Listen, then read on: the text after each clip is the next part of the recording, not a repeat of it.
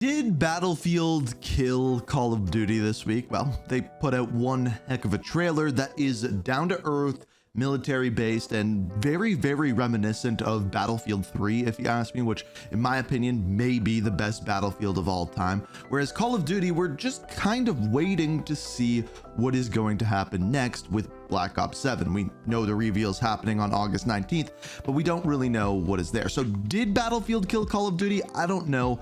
However, there were some other deaths this week. First off, the week started with Ozzy Osbourne just 2 weeks after performing his final concert passed away, but it didn't end there. After that, we had Hulk Hogan, which, if you're asking me, also kind of came out of nowhere. And then finally, we had Julian Lefay. Now, maybe not as well known as the other two, Julian Lefay was what they called the father of the Elder Scrolls series. He had died at the age, a very young age at that, of 59 from cancer. Now, he recently stepped back from game development, and what this means for Elder Scrolls, we truly don't know. So I think for those three, we simply need a little moment of silence. Dude, I really get awkward in silence. I know, just be quiet. Dude, but we got a lot to talk about. Can we just talk about that? We'll get to that. But like the news, Xbox did shady stuff. Dude, just be respectful. I can't do it, dude. Okay, apparently we're not going to be respectful this week. So without further ado, let's get into everyone's favorite day of the week, Sunday, with the weekly reload.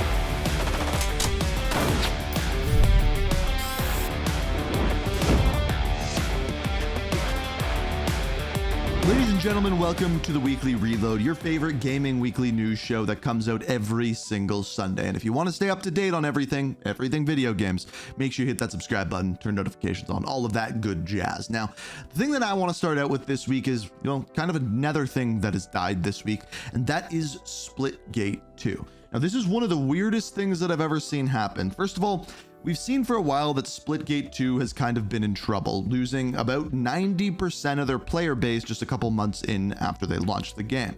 Now, after this, we didn't know how they were going to fix things, but we kind of got an answer. First things, they had a bunch of layoffs of their art team so that they could focus more on the gameplay side of things. Number two, they're shutting down the servers for Splitgate 1. Now, that seems like they're really throwing the cards in. It's all over from there. But then they had one other move, and that was bringing Splitgate 2 back to beta. I've never seen this happen after the full launch of a game. This really can only happen for a free-to-play game.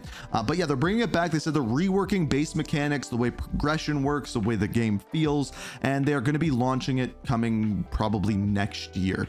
Like I said, one of the strangest things I think I've ever seen happen. I don't know if a game can go back to beta and then relaunch bigger and better, but that is what they are trying to do. And with having to pay for less servers with Splitgate 1, as well as having to pay less staff, maybe they'll be able to pull it off, but I think it's going to be a far cry from that. Now, not a dead game, but one that got delayed this week is Dying Light: The Beast. Now, this game was supposed to come out on August 22nd. It got delayed till September 19th, and the reasoning for that was simple. They wanted to have the game be very polished when it came out, and they needed a little bit more time to do that. Now, is a month enough time to do that?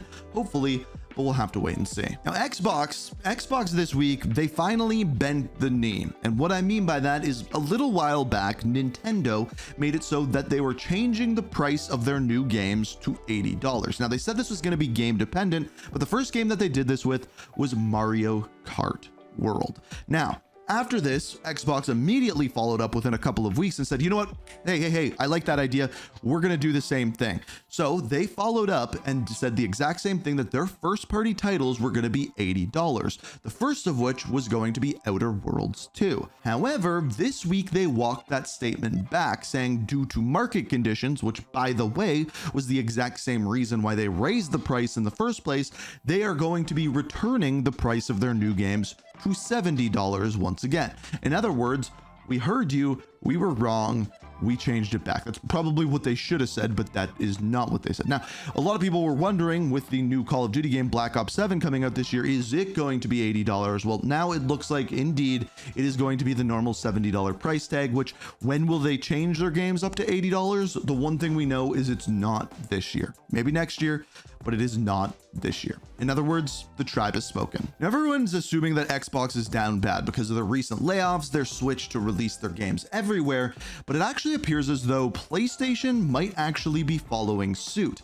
PlayStation Studios put up a job listing this week that the details of the job were to get the Nintendo games further than the PlayStation hardware, including Steam, the Epic Games Store, Xbox, Nintendo, and mobile, which is exactly what Xbox has been doing for the past little while. Now, the other announcement that came this week is Microsoft's CEO stepped up and said that the company is thriving, and after firing 9,000 employees, they're going all in on AI, which as a gamer is exactly what we all want to hear. Now, we'd mentioned how Nintendo was trying to raise their games up to $80, and they started this with Mario Kart World, but they were also launching it with the Switch too. So you needed to pay $80 for Mario Kart World and then like $500 for the console. Well, did it backfire? No, it's actually one of the best launches of a console ever, but the sales of the game aren't really there.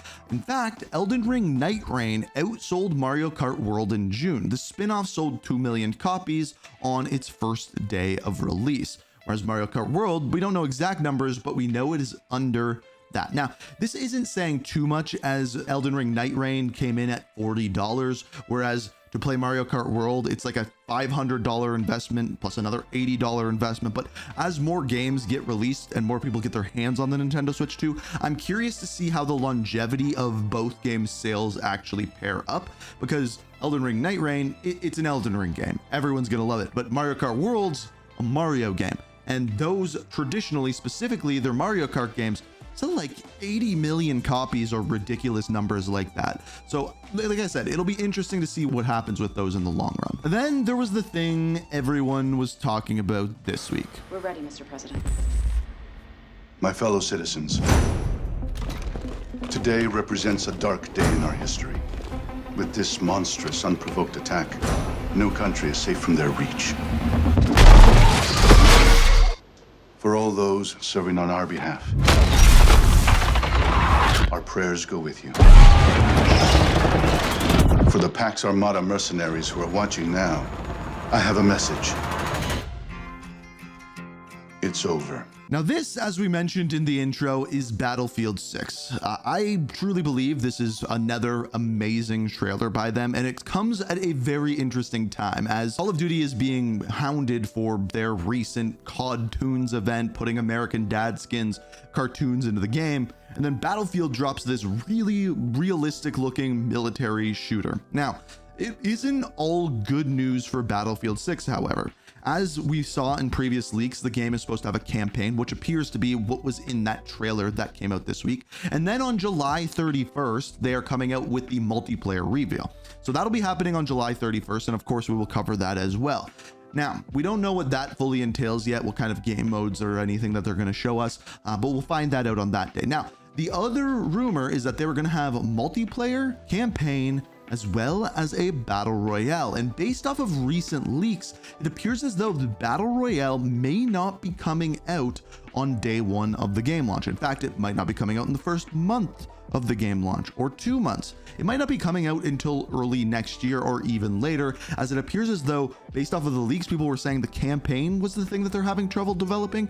It might actually be the battle royale that they're having problems with, which, by the way, the last time Battlefield tried to launch a battle royale, the same thing happened. It got delayed till after launch, and let's just say the launch of that battle royale didn't go very well. Now, as far as Call of Duty this week, it was a relatively slow week. The one thing that we did get was the Season 4 ending cinematic, which does appear to tie in to the Black Ops 7 story. All our main characters are leaving Avalon, which is where Black Ops 7 is taking place, except for one, Savati Dumas. Now, the weird part about this is this cutscene takes place in 1992, whereas Black Ops 7 takes place in the year 2035 in the exact same location. Aside from that, we got a couple zombies teasers for the final zombies map that is coming out with DLC or Season 5 for Black Ops 6, which we should be finding out more information about coming this week for its launch on August 7th. Now, as far as games that came out this week, first off, we have the Killing Floor 3. Now, if you don't know what the Killing Floor 3 is, if you've played a Killing Floor game before, essentially,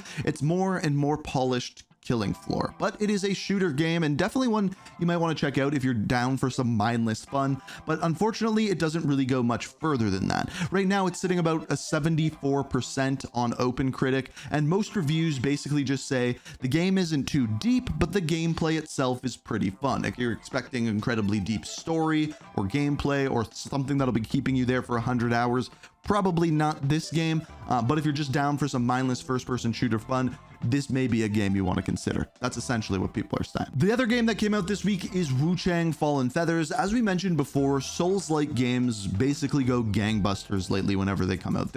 I would call them the golden goose of the gaming industry, at least as of late, because it seems like every time one of these games come out, people get addicted to them, and really they never do poorly.